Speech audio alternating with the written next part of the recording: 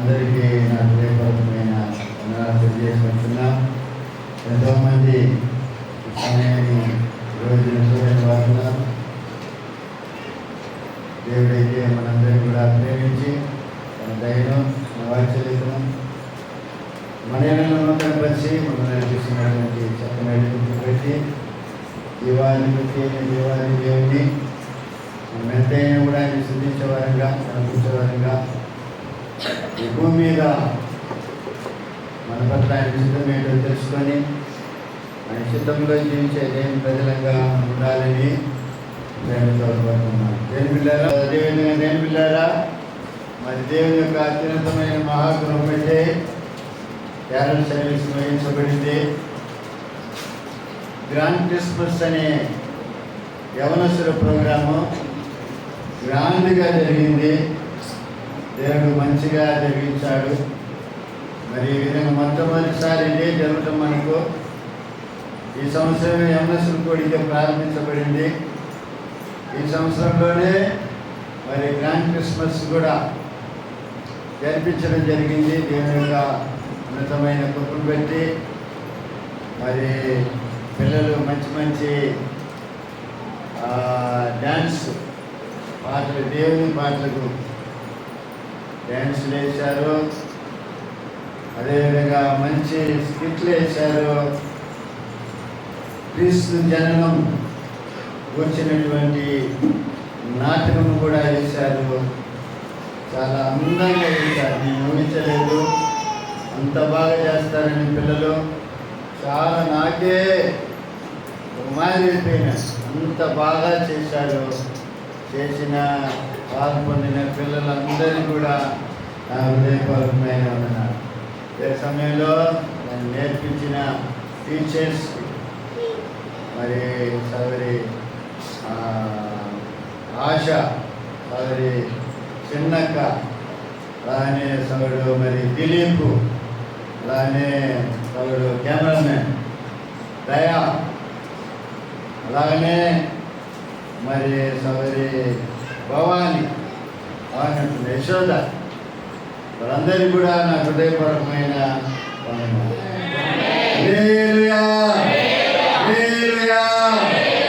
మంచిది. దేవుని వాక్యాన్ని చదువుకుందాం. పరిశుద్ధ గ్రంథంలో నుంచి లూకాసు సువార్త 2వ అధ్యాయము 16, 17, 18, 19 వాక్యాలు చదువు.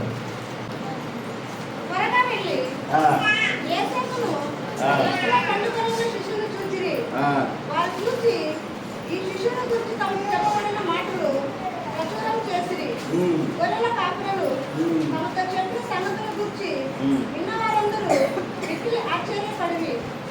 అయితే మరియా ఆ మాటలన్నీ తన హృదయంలో తలపోసుకొనుచు భద్రం చేసుకొనును. దేవుని పిల్లారా, క్రిస్మస్ సందర్భంలో ఉన్నాము.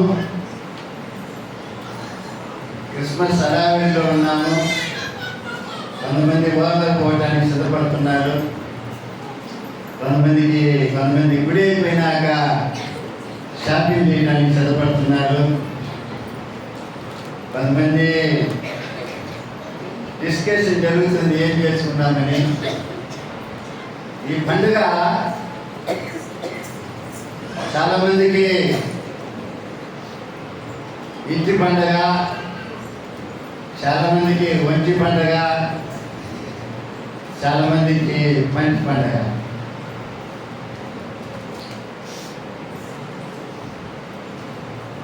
మత్తు పదార్థాన్ని ఉపయోగించే వారికి మత్తు పండుగ.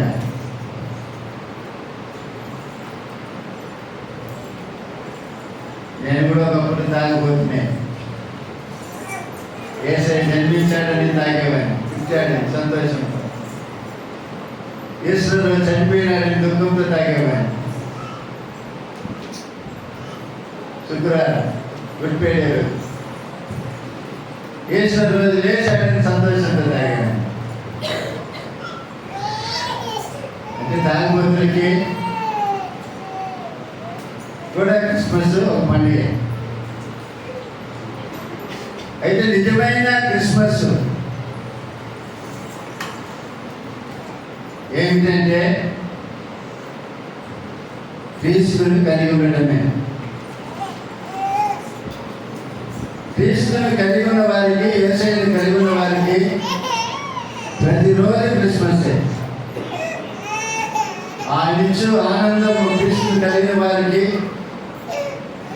ఆయనిచ్చు సంతోషమే వేరు, ఆయనిచ్చు ఆనందమే వేరు, ఆయనిచ్చు సమాధానమే వేరు. అయితే లోకానుసారముగా జీవిస్తున్న వారికి,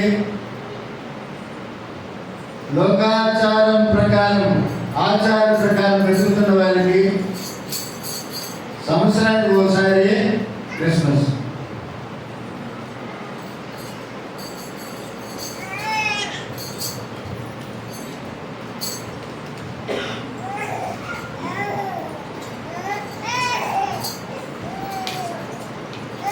అందుకని పోయిన ఆదివారము ఈ సంవత్సరమైన యేసయ్యకి మీ సత్రంలో స్థలమీయుడి. సత్రంలో స్థలం లేని యేసయ్యకి మీ హృదయమైన సత్రంలో స్థలమీయండి. ఆయనే సర్వానికి మూలము, ఆయనే సర్వసృష్టికర్త, ఆయనే సర్వంతర్యామైన దేవుడు. ఆయన ఈ లోకానికి రావటం అకస్మాత్తుగా రాలేదు.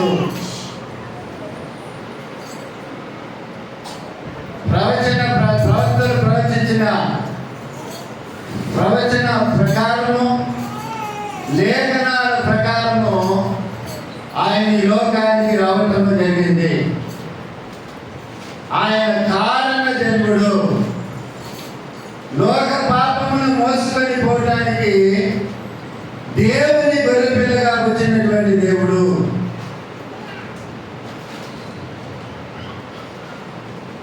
లేఖనాలు నెరవేర్చి ప్రవక్తలు ఆయనను గురించి ప్రవచించినటువంటి మాటలు. ఎక్కడ జన్మిస్తాడు, ఎవరి గర్భమున జన్మిస్తాడన్న సంగతి ప్రవచించిన ప్రవచనపు మాటలు నెరవేర్చి లోకానికి వచ్చినట్లుగా దేవుని వాక్యంలో మనము చూడగలుగుతున్నాం. యేసేపు మరియమ్ములు ఎక్కడున్నారంటే నజరేతులో ఉన్నారు. అప్పటికి ఆమె ప్రసవ దినాలు పూర్తి అవుతుంది. నజరేతుల నుంచి ఆమె ఎక్కడికి రావాలంటే బెత్లెహేముకు రావాలి. ఎలా రావాలి?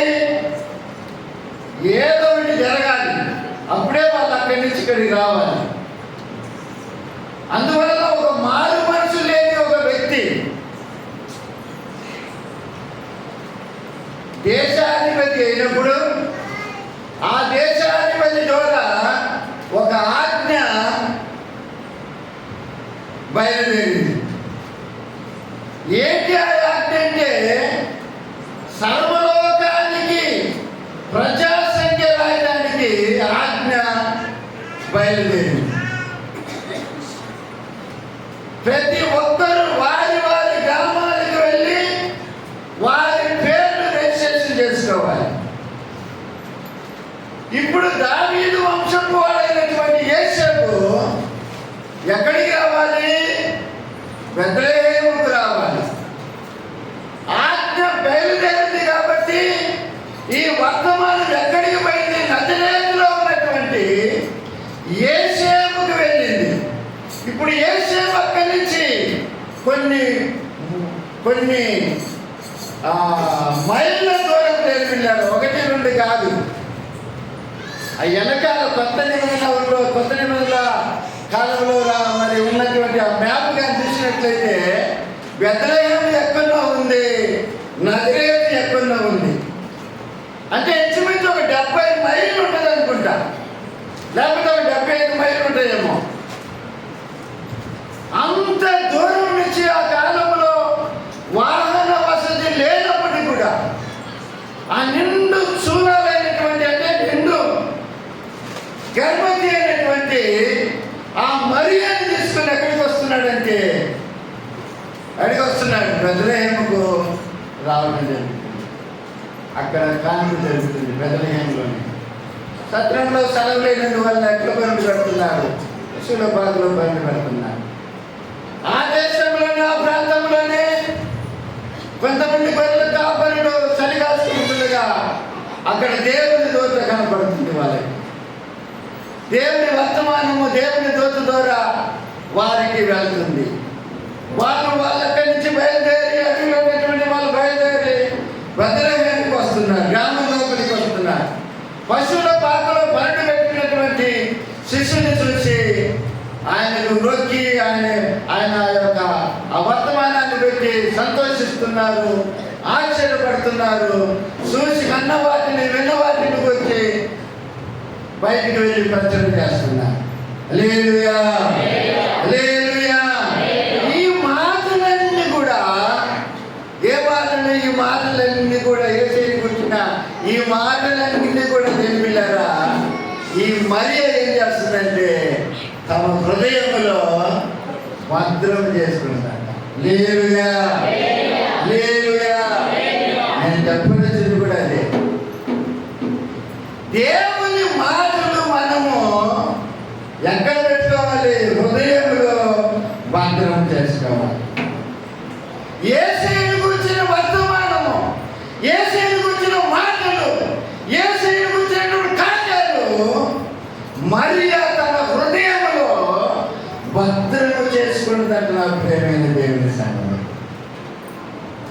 ఈ మధ్యాహ్న కాల సమయంలో 12 కాబట్టి ఈ మధ్యాహ్న కాల సమయంలో ఎన్నో సంవత్సరాల నుంచి దేవుని వాక్యం వింటున్న దేవుని బిడ్డ, నా ప్రియమైన సహోదరి సహోదరుడా, నువ్వు దేవుని మాటలు వింటూ ఉంటున్నావు. ఆ మాటలు నీ హృదయంలో భద్రం చేసుకున్న అనుభవం నీకుందా?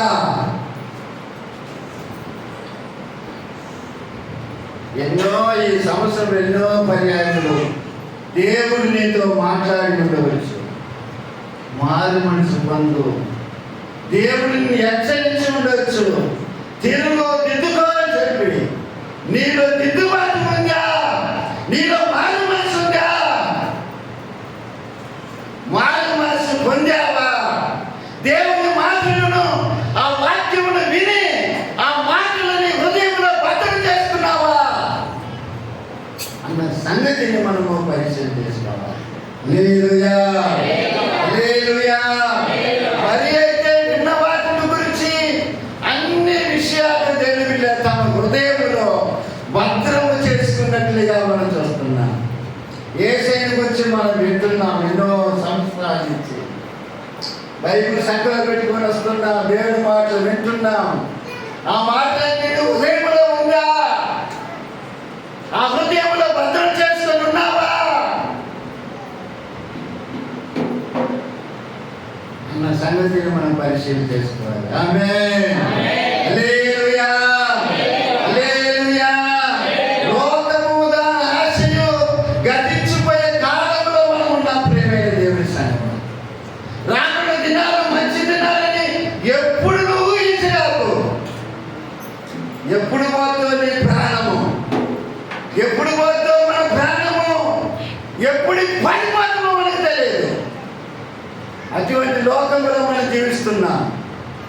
నేను మా ఇంటి దగ్గర కానీ పడి చనిపోయింది, తట్టుకొని పడి చనిపోయినా.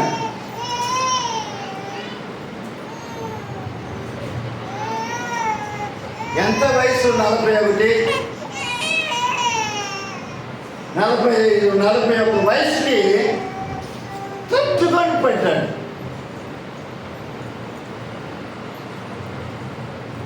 పడిపోయిండు, చనిపోయిండు అని చెప్పి ఇంట్లో వచ్చుకుంటే అది పోలీస్ కేసు అయ్యి మధ్యరాత్రి 2 గంటలకు వచ్చి పీడికి తీసుకోపోయింది గవర్నమెంట్ పోలీసులు సపోర్ట్తో. అది పోస్ట్ మార్టం చేసి మరుసటి రోజుకి ఇచ్చారు.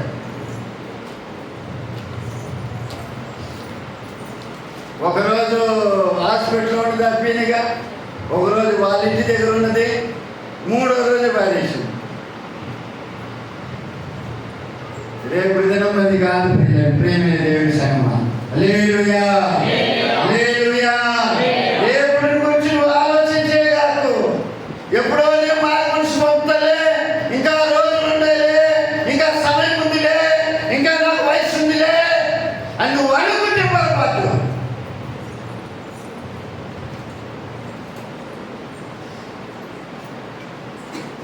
గాలిని పొట్టెగినట్లు ఎప్పుడు ఎగిరిపోతుందో మనకి తెలియదు. హల్లెలూయా, హల్లెలూయా. నా పరలోకపు తండ్రి నా మంచి కుమారి, నా పరలోకపు తండ్రి నా మంచి కుమారి.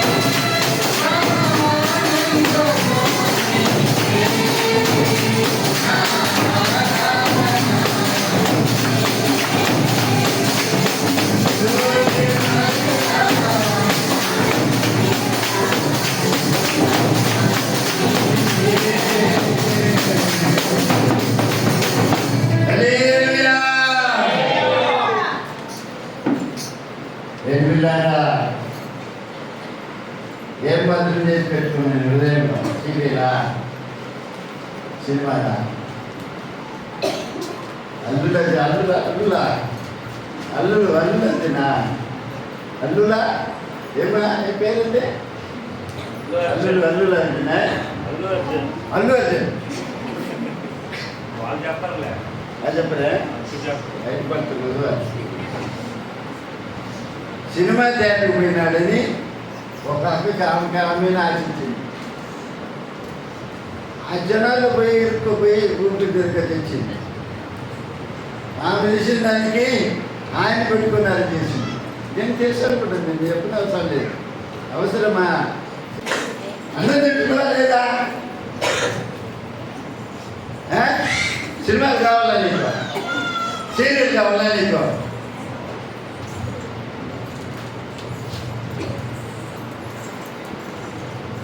ఎవరిని అసలు 100 మంది బదులు చేసుకో.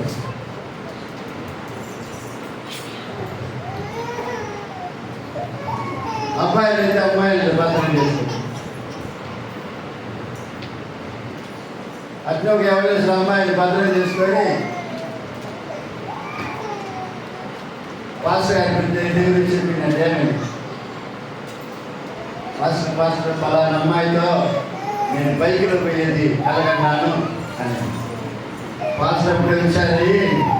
అట్లయ్య నేను కూడా కలగన్నాను.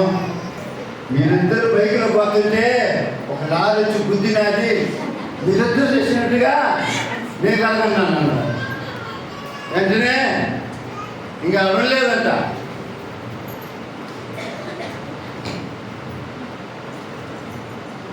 ఎవరిని ఎవరిని ఎవరిని భద్రం చేసుకోవాలి? యేసయ్యని భద్రం చేసుకోవాలి. హల్లెలూయా హల్లెలూయా.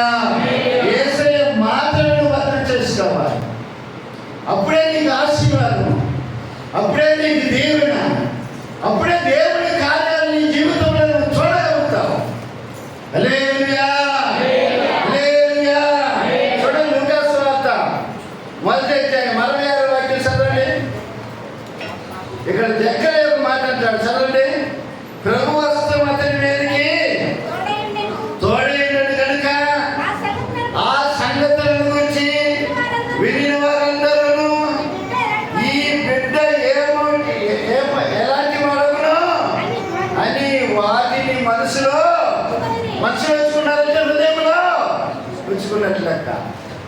హల్లెలూయా హల్లెలూయా. ఈ బిడ్డ ఎలాంటి వాడు అని చెప్పి దేవుని బిడ్డలారా మనసులో ఉంచుకున్నట్లుగా దేవుని వాక్యము మనము చదవగలుగుతున్నాం. హల్లెలూయా. ఈ దగ్గర ఎవరిని గురించి దేవుని బిడ్డలారా మరి ప్రవచిస్తున్నాడంటే మన ప్రభు అయిన యేసయ్యని గురించి ప్రవచిస్తున్నాడు. నోరు తెచ్చిన తర్వాత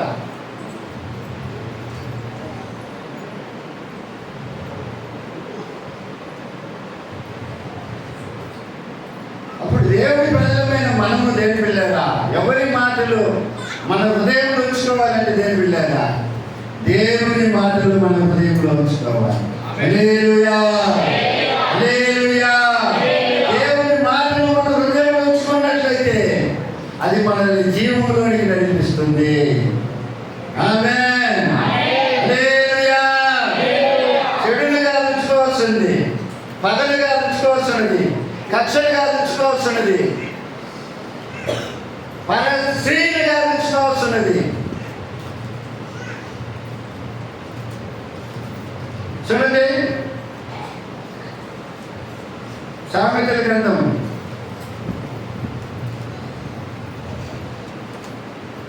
4వ వాక్యం చదవండి.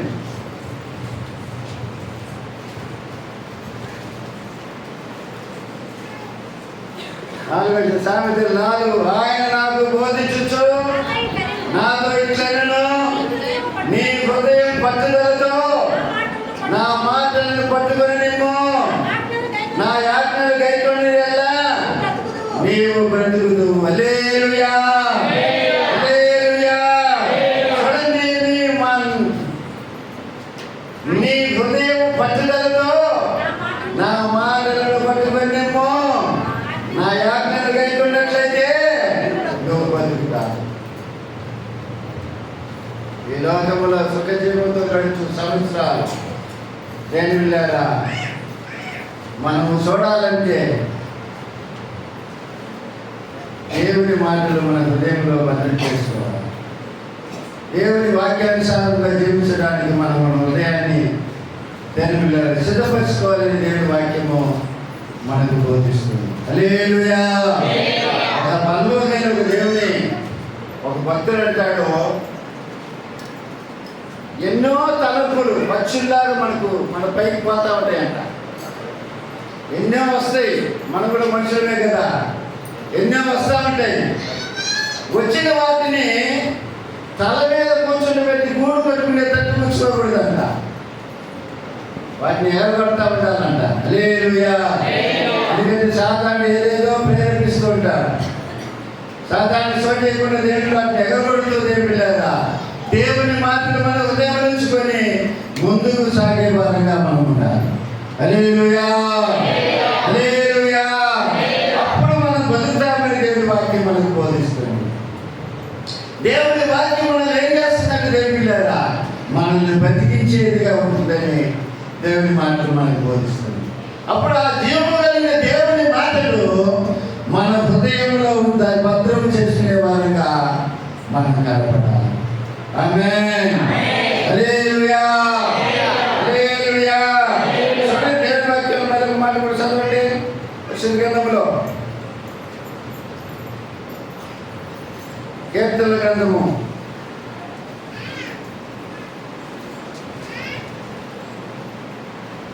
40వ కీర్తన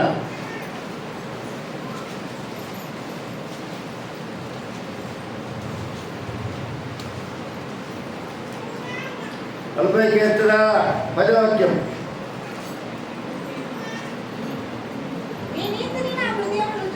నీ నీతిని నా హృదయంలో ఉంచుకొని నేను ఊరుకొనలేదు.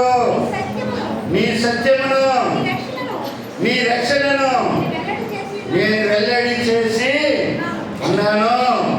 నీ కృపను నీ సత్యమును మహాసమాజములకు తెలుపుగా నేను వాటిని మరుగు చేయలేదు. హల్లెలూయా.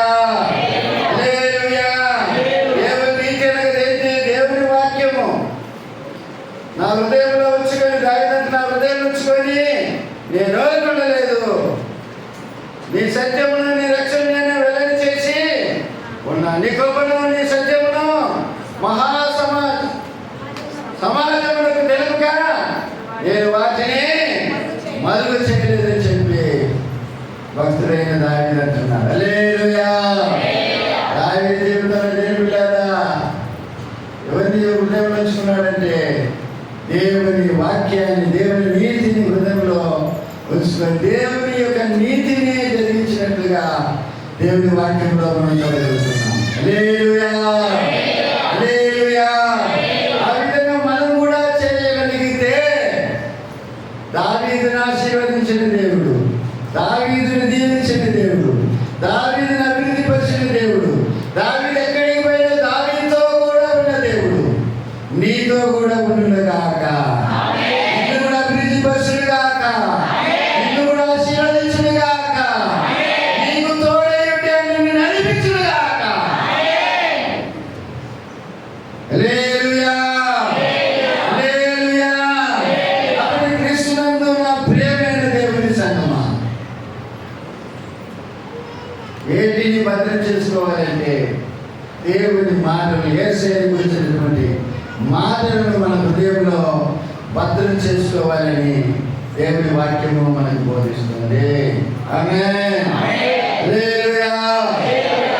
చూడండి మరొక మాట కూడా చదవండి. లూకాసు సువార్తలో మరియా అప్పటి వరకు కూడా కాదు కానీ చూడండి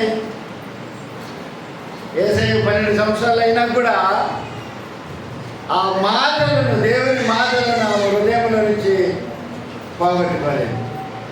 చూడండి 51వ వాక్యం. అంతటా ఆయన వారితో కూడా బయలుదేరి నజరేతునకు వచ్చి వారికి లోబడి ఉండెను. ఆయన తల్లి ఈ సంగతులన్నిటినీ తన హృదయ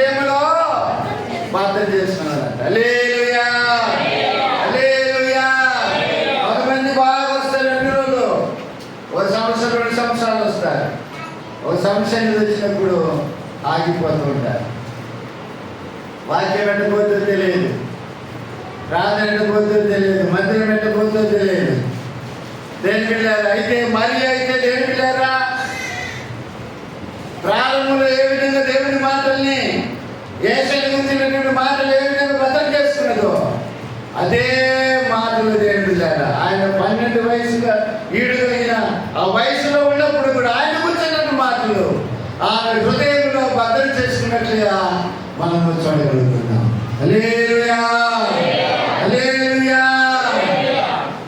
ఇదే మరి దేవుని పిల్లారా యేసయ్య మరణించి లేచిన తర్వాత ఆయన శిష్యులతో పాటు కూర్చొని మేడగదిలో ఆ పరిశుద్ధాత్మ బలాన్ని పొందినట్లుగా దేవుని వాక్యంలో మనం చూడగలుగుతాం. హల్లెలూయా, హల్లెలూయా. అంటే వాళ్ళ జీవితాంతం కూడా దేవుని పిల్లారా ఆ యేసయ్య మాటలను హృదయంలో భద్రం చేసుకున్నట్లుగా దేవుని వాక్యంలో మనం చూడగలుగుతాం. కాబట్టి ఈ మధ్యాహ్న కాల సమయంలో దేవుని వాక్యం విడుచున్న దేవుని బిడ్డ, నీ హృదయం ఏ భద్రం చేసి పెట్టుకున్నావు? ఎవరిని భద్రం చేసుకొని పెట్టుకొని ఉన్నావు?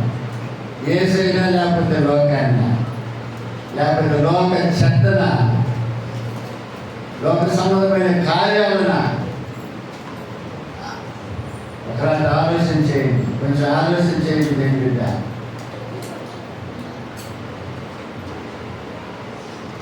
దేవుడిచ్చిన ఆ సమయాన్ని సద్వినియోగం చేసుకొని దేవుని వాక్యాన్ని భద్రం చేసుకుంటున్నావా? లేకపోతే సమయాన్ని వృధా చేసుకొని లోకానుసారమైన జీవితం జీవిస్తూ లోక శ్రద్ధను భద్రం చేసుకుంటున్నావా నీ హృదయంలో? హల్లెలూయా, హల్లెలూయా. ఆలోచన చేద్దాం ప్రియమైన దేవుని సంగమా, ఆలోచన చేద్దాం. చూడండి, ఆదికాండంలో ఒక మాట ఉంది. యేసేపు కళ కట్టాడు. ఆ యేసేపు కళను పెట్టి ఆ కళ ఇటు వచ్చిందన్నా చెప్పి అన్నదమ్ములకి తండ్రికి చెప్తాడు. తండ్రికి చెప్తే అన్నదమ్ములు ఏం చేస్తారు చూడండి, తండ్రి ఏం చేస్తారు చూడండి.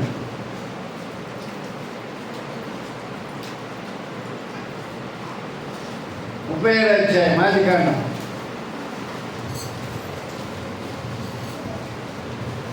11వ వాక్యం. అతని సహోదరులు అతని యందు అసూయపడిరి. అయితే అతని తండ్రి ఆ మాట జ్ఞాపకము ఉంచుకొనెను. హల్లెలూయా, హల్లెలూయా. ఏ మాట? తన కుమారుడైన 11వ కుమారుడైన యేసేపు చెప్పిన మాట ఎక్కడ ఉంచుకున్నట్లుగా? హృదయంలోనే ఉంచుకున్నట్టు. హృదయంలోనే కుదరలేదు. మరి ఏ మాట అయినా కూడా హృదయం నుంచే నోటికాడికి వచ్చేది. హృదయం నిండిన దాన్ని పెట్టి నోరు ఏం చేస్తుందంట? ఊరుకోదంట, నోరు ఆడిస్తూ ఉండదంట. హల్లెలూయా, హల్లెలూయా. కాబట్టి దేవుని పిల్లారా, దేవుని ప్రజలమైన మనము దేవుని వాక్యాన్ని మన హృదయంలో భద్రం చేసుకోవాలి. అప్పుడే మనకు ఆశీర్వాదం, అప్పుడే మనకు దీవెన, అప్పుడే దేవుని కార్యాలు మన జీవితంలో మనం చూడగలుగుతాం.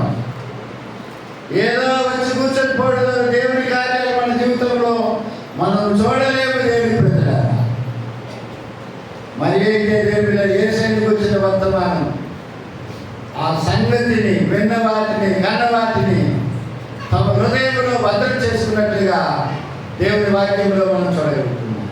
ఆ విధంగా మనము కూడా భద్రము చేసుకుందుముగాక.